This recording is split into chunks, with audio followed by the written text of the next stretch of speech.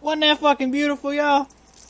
Like, straight up. That was a really cool ass song. I like that song. If you've been through some things, and you'd have been through some things in your life, and your love life and stuff, that song probably hit you somewhere where it needed to at this point. And remember, everybody listening to this, we've all been through some things. I just want you guys all to know that you are special. You are worthy of love. You are worthy of respect. You are worthy of success. Don't let anybody take that away from you.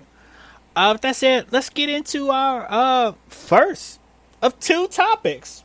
We got two topics today, y'all. Here's our first of two topics of today. First of all, and this is the presentation that a lot of people have been waiting on. We're going to lead with this because, you know, it ties into the second part too, so don't trip. First part, heinous thirsty issue. Why did I want to do a show about me not being as thirsty as whomever? You know, whomever's listening to this, if you are triggered by me saying I ain't as thirsty as you probably a thirsty motherfucker who need to listen to this shit, because straight up, thirst is what's fucking a lot of you guys up in the game right now. Let's just be completely honest. Let's just tell the fucking truth and shame the devil. Thirst is fucking a lot of y'all up, and thirst has been steadily fucking up the game. It's been fucking up the whole game. Now, I know a lot of people get mad when I call the dating world, because that's what we talking about. When I call the dating world the game, or I mention game, or having game, or anything like that. I get that. I'm sorry you feel that way. However, that's just how the fuck it is. If this is your first time here, this is how we speak. I curse a lot. So if you have young children listening to this episode, don't let them listen to the parts where I'm cussing, but bring them back for the second part of the episode, because that one's very important, especially if you have young black children. Anyway, I ain't as thirsty as you. I'm just not. I'm not saying that I don't have the capacity of having thirst, because we're all a little bit thirsty. That's men, women, children. All of us are a little bit thirsty. And I'm not talking about some of you smart motherfuckers like, yeah, I'm thirsty, I drink water. Shut the fuck up. You're not funny. That's why you don't get paid to be funny, and I do. Thirst is basically an undesirable trait that some people, it's largely undesirable. It's not to say that mild thirst is one thing, but some of you motherfuckers know what the fuck I'm talking about. Anyway, basically a trait where somebody is just doing too much for anything. When you do too much for anything, the synonym for that is thirsty. It's urban slang. Figure that shit out. Look it up on Urban Dictionary. You got the computer. If you're listening to this, you have internet access, so don't even pull that I ain't got the computer shit. Anyway, when I say this, I have a couple scenarios in mind, and all of which revolve around literally one person. Now, think about it is, let's get into some science about it and stuff. And it's not even as much science as it is. Well, it actually is science. This is sociology, actually. This is human behavior. A lot of times, in a lot of society, and mostly in American society, men are groomed to feel that their importance is measured by, and this isn't all men, by the way. This is just a large fucking number of them.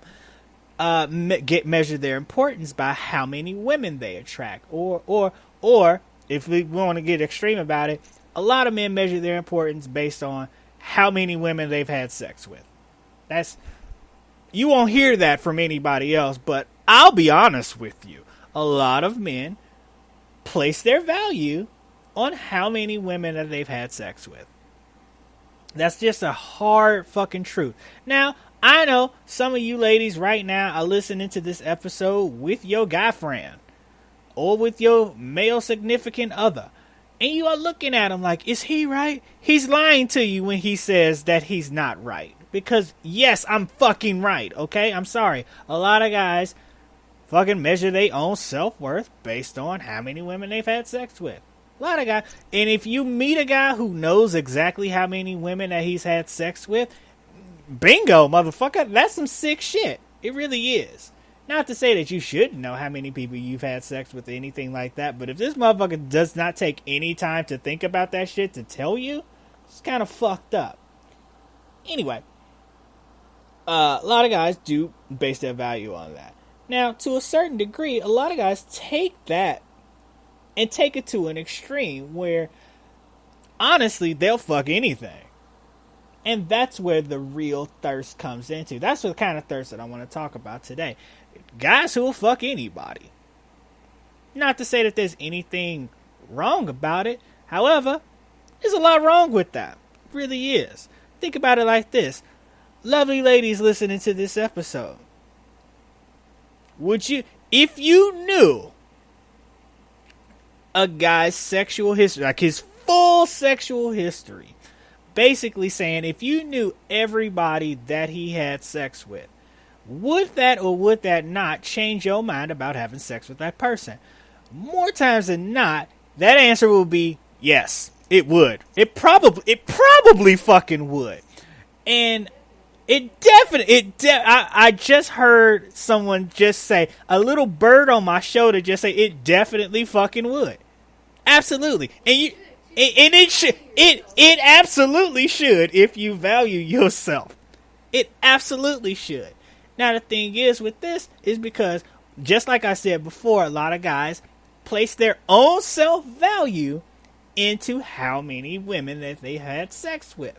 Not how many times they've had sex. That's a totally different metric. How many women they've had sex with.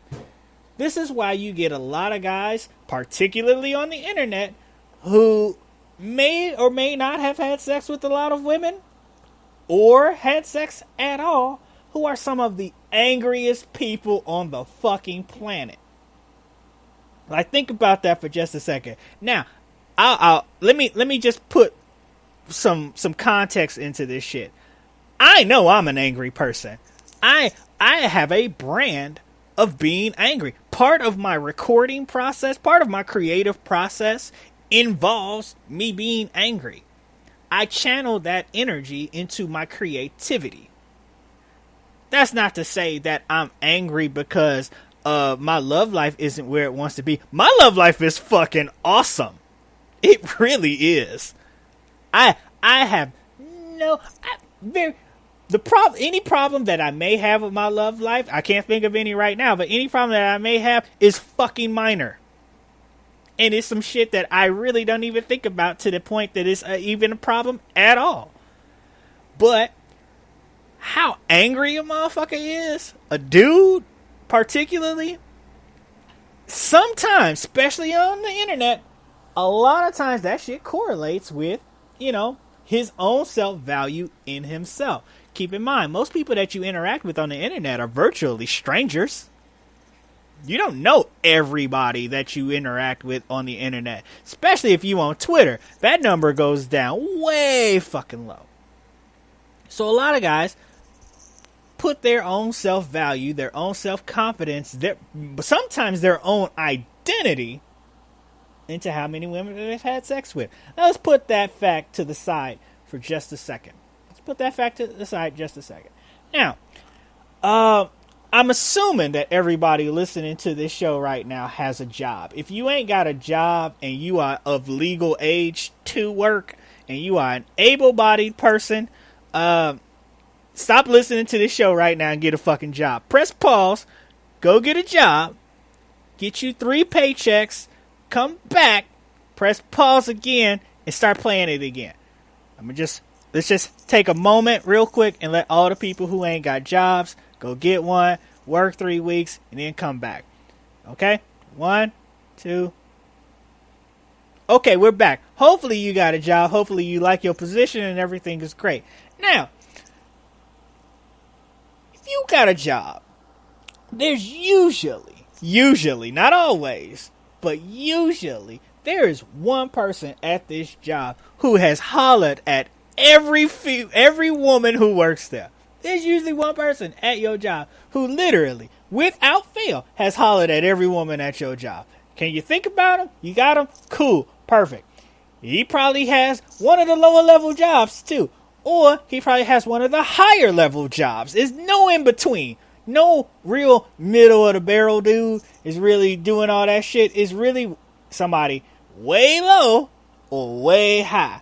who is thirsty than a motherfucker. I mean, when he walks in the room, an old school Gatorade commercial comes on. Yeah, for that deep down body thirst, that shit starts playing. Think about that motherfucker. His entire identity is based upon how many women can people see him with. Straight the fuck up. Straight up and all the way down. Like, I know some of y'all are listening to this. Are that thirsty motherfucker at work? TLC said it best. Oh yes, son, I'm talking to you. Anyway, that motherfucker is the thirstiest motherfucker alive. That thirsty motherfucker at work. You probably just know his first name or something like that. His name is let's, for the sake of this episode, and I apologize to anybody who shares this name that does not share these traits, but for the sake of this episode, let's call him James. Alright? James at work is a fucking dick. Because James at work is fucking up the game for everybody. Because James at work is thirsty than a motherfucker.